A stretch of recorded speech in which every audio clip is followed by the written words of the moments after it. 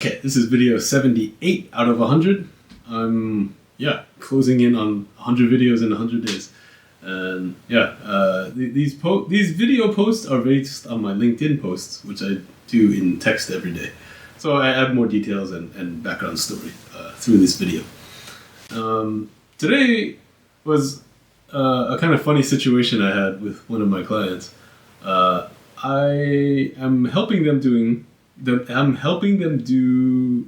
outbound sales, so overseas sales to overseas markets. They're a Japanese brand, and they're expanding globally. So I'm helping them do that. So part of that is talking to buyers overseas and other clients overseas, and just representing the company in Japan. So the sales team that I work with, they're all pretty fluent in English, and the base language within the team is English. So, I thought they would have a easy time doing these global meetings.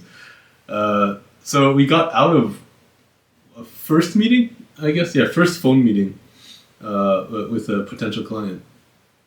And, we're all sitting in the room together. We're all in, it was like a 3-on-3 video call. And at the end, call finished, closed the screen, and I looked at the other guys and said, "Hey, yeah, that was a great meeting, right?" And they just stared at me. And I'm like, "What happened?" I was like, "Did I miss something?" And then they told me they missed the whole thing. And I realized, like, oh, this is going to be a pretty common situation. So the other side had a pretty heavy accent. They were speaking English the whole time, but it was a stronger accent. And I'm okay. I'm native, right? So I can kind of catch it. And I've been living abroad for almost 20 years. And I also grew up in New York. So I'm so used to listening to all different accents and different pronunciations and different levels of English. But my team, I guess, is, they're all Japanese based. They might, even though they have a high level of English, they don't actually have, I guess, the flexibility to hear different accents and rhythms.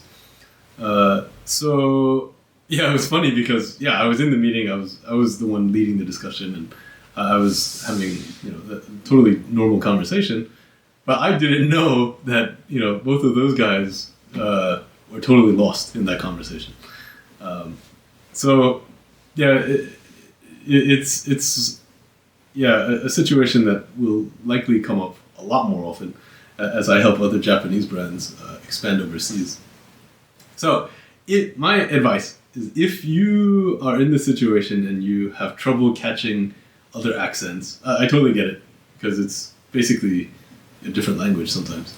For me, it's not the sound that's hard.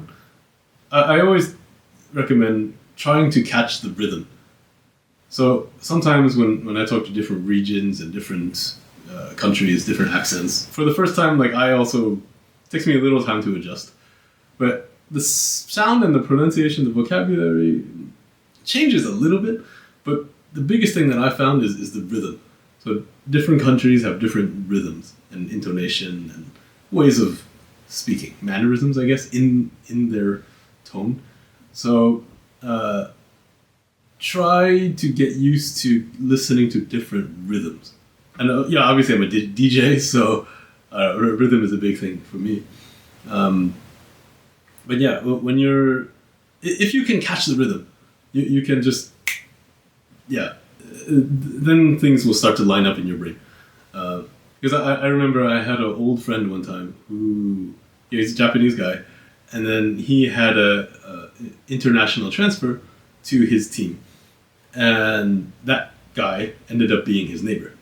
His neighbor was, an Indian guy. And, my friend told me for probably a month or two, he had so much trouble trying to listen to what his neighbor was saying.